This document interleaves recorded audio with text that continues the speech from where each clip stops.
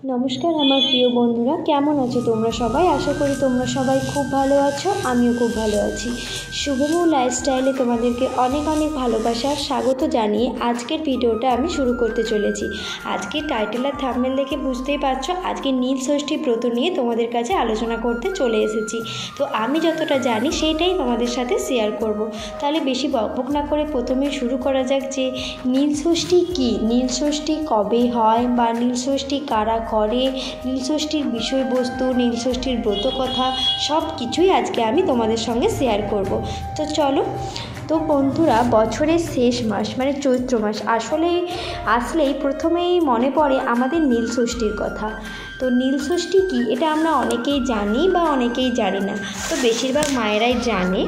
নীলের পূজা বা নীল ষষ্ঠী হলো সনাতন বাঙালিদের এক লোক উৎসব, যা মূলত নীলাবতী নামে এক বিবাহ উৎসব। চৈত্র সংক্রান্তির চড়ক উৎসবের আগের দিন নীল পূজা অনুষ্ঠিত হয়ে থাকে।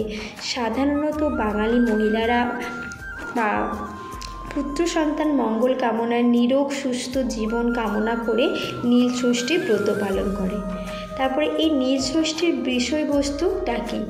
নীল ষষ্ঠীর প্রধান বিষয়বস্তু হলো সন্তানের মঙ্গল কামনায় উপবাস রাখার প্রথা।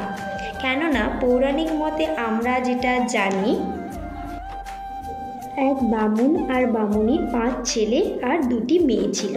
তারা খুবই পূজা আর্চা করত, কিন্তু এত পূজা বারব্রত করেও তাদের সব ছেলে মেয়েগুলোর একে একে মারা গেল। তখন বামুনির ঠাকুর দেবতার বিশ্বাস চলে গেল, তাদের আর সেই জায়গায় থাকতে ভালো লাগলো না। বামুন আর বামুনি ঠিক করলো সব ছেড়ে ছুড়ে তারা মনের দুঃখে কাশিবাসী হবে।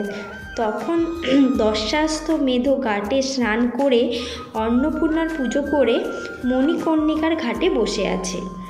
এমন সময় মা ষষ্ঠী এক বুড়ি বামনির বেশে এসে বললে, কি ভাবছো গো মা? বামনি বলল যে আমার সব ছেলে মেয়েদের হারিয়েছি, এত পূজা আর্চা সব বিফলে গেল, আমাদের সব অদৃষ্ট, ঠাকুর দেবতা বলে কিছুই নেই। বামুনি এটা ঘাটে বসে বসে বলছে। ষষ্ঠী বুড়ি বললেন, বারব্রত নিষ্ফল হয় না মা, ধর্মকর্ম যাই করো ঈশ্বরে বিশ্বাস চাই। তুমি মা ষষ্ঠীকে মানো? বামুনিকে জিজ্ঞাসা করলো মা ষষ্ঠী। তখন ষষ্ঠী বুড়ি বললেন, বুড়ি ব্রাহ্মণীকে জিজ্ঞাসা করলেন, তুমি নীল ষষ্ঠীর ব্রত কখনো করেছো? চৈত্র সংক্রান্তির আগের দিন উপোস করে শিবের পুজো করবে, শিবের ঘরে বাতি জেলে জল খাবে, সন্তানদের মঙ্গল কামনা করবে। মামনি সেই কথা অক্ষরে অক্ষরে পালন করে, পুনরায় মাতৃত্ব লাভ করে। এই ঘটনার পর থেকে আমাদের চৈত্র মাসে সংক্রান্তির আগের দিন এই নীল ষষ্ঠীর ব্রত পৃথিবীর সকল মায়েরা এই ব্রত রাখেন।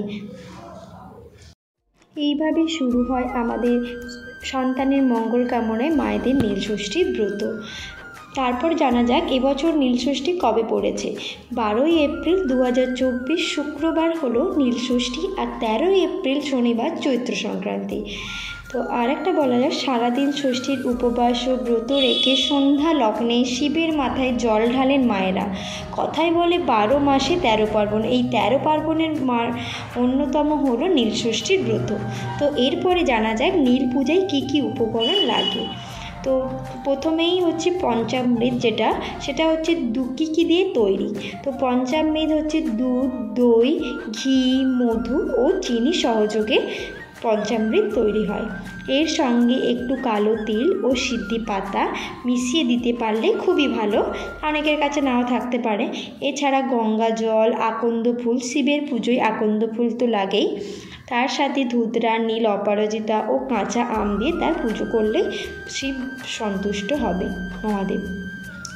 এছাড়াও 5টি ফলের মধ্যে বেল থাকাটা আবশ্যক।